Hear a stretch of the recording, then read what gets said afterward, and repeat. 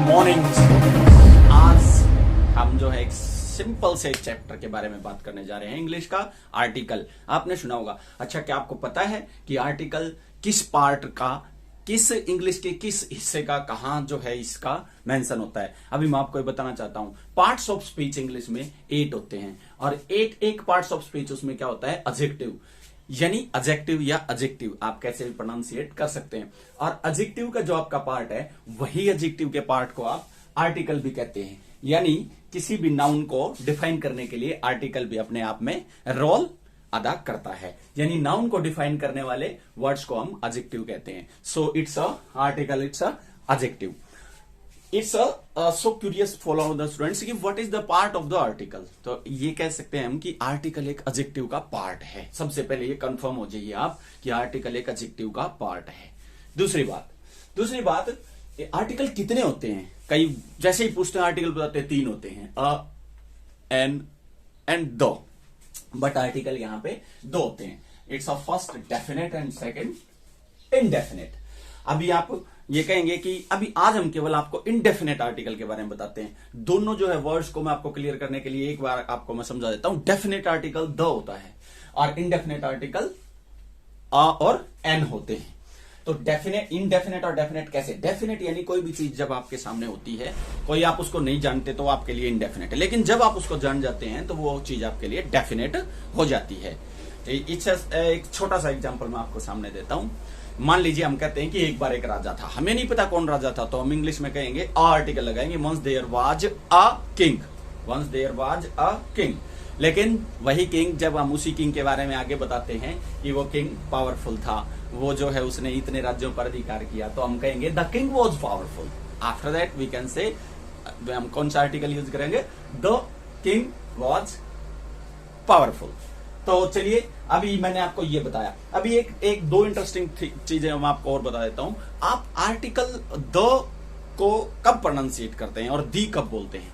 तो जब भी आपके सामने वाउल साउंड वाले वर्ड होते हैं, वाउल साउंड यानी एलिफेंट, तो दी एलिफेंट बोलेंगे।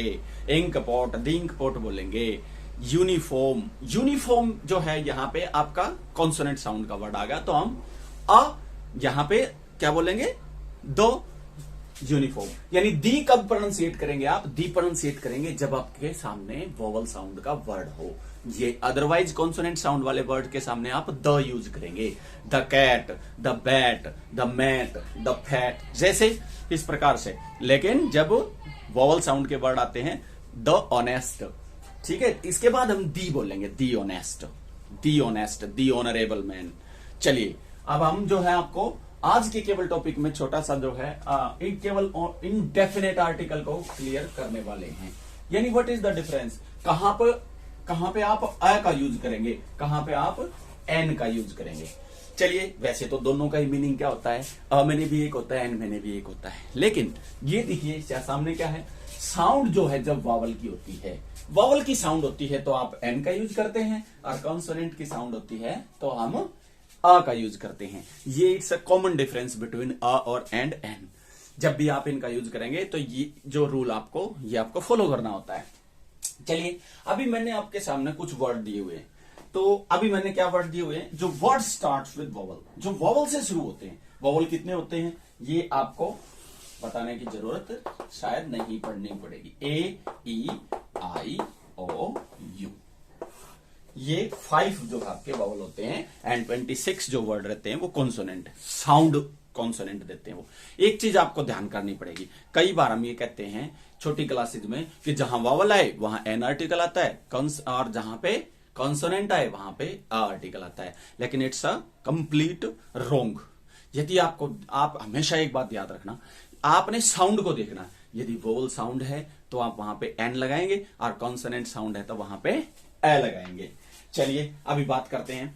एक चीज ध्यान रखना है आपने कि मैंने यहां पे कुछ ऐसे वर्ड लिखे हुए हैं जो वोवल से तो स्टार्ट होते हैं लेकिन साउंड कॉन्सोनेंट के देते हैं। ये देखिए मैंने ऊपर लिखा हुआ, वर्ड्स स्टार्ट विद वोवल, यानी वोवल से तो शुरू होते हैं। यानी यू जो है एक वोवल है, ये सब, और ओ भी एक वोवल है, लेकिन यहां पे ये साउंड कौन सी देते हैं? कॉन्सोनेंट की। आइए एक बार पढ़ के देखते हैं। ये देखिए, ये साउंड, यानी ये क्या होता है? ये क्या होता है? ये कॉन्सोनेंट होता है। तो ये साउंड को देने वाले ऐसे काफी वर्ड हैं इंग्लिश में जहां पे हम अ का यूज करते हैं, एन का यूज नहीं करते। वोवल को देख के यूज नहीं करना। तो देखिए यूज जब बोलते हैं आप तो वर्ब होती है, यूज जब आप बोलते हो तो नाउन होती है, स्पेलिंग वही होती है। इसलिए आपने यहां पे यूजफुल, यूजलेस, यूनिट। अब यहां पे हम कहेंगे a useful person, a useless man, a unit, a unique, utensil, union, university, uniform. ये जो है आपके यू जो है और वॉवल से शुरू होने वाले शब्द हैं, लेकिन ये साउंड क्या देते हैं, सब ये की साउंड देते हैं। इसलिए आप यहां पे क्या यूज करेंगे, अ यूज करेंगे। अब आगे देखिए यू। अब दो वर्ड ऐसे हैं जो ई से शुरू होते हैं, ई वोवल से, लेकिन साउंड क्या है, ये तीन है ऐसे यूलॉजी, लेकिन साउंड क्या आ रही है, ये, यानी ये यू बोला जाएगा। मैं आपको इसका EWE यू होता है मादा भेड़, यू बोलते हैं, इसको ध्यान रखना। यूरोपियन आसान है, पढ़ा हुआ है हमने। यूलॉजी, अब ये यूलॉजी होता है प्रशंसा का भाषण, यानी किसी के प्रशंसा में यदि आप कुछ भाषण देते हैं तो उसको आप यूलॉजी बोलते हैं, ये ध्यान रखना। तो यहां पे ये तीनों ई से शुरू होने वाले, ई वोवल से शुरू होने वाले वर्ड साउंड जो है ये की देते हैं, इसलिए यहां पे हम क्या यूज करेंगे, अ यूज करेंगे।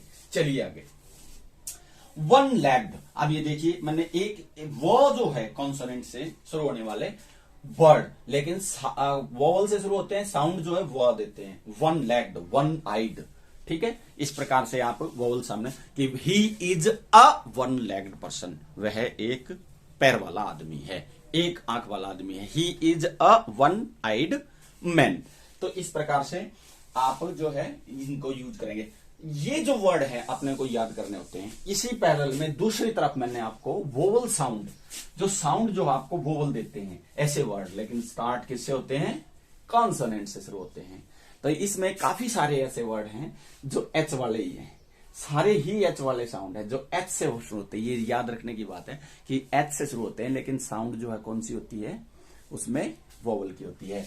Honest, hour, honourable, heir, heiress, heirloom, honorary, honorarium, ये सब साउंड जो है आपको ये ओ की साउंड देते हैं, यानी वोवल की साउंड देते हैं। अभी मैं आपको कुछ वर्ड्स की थोड़ी सी समझा देता हूं।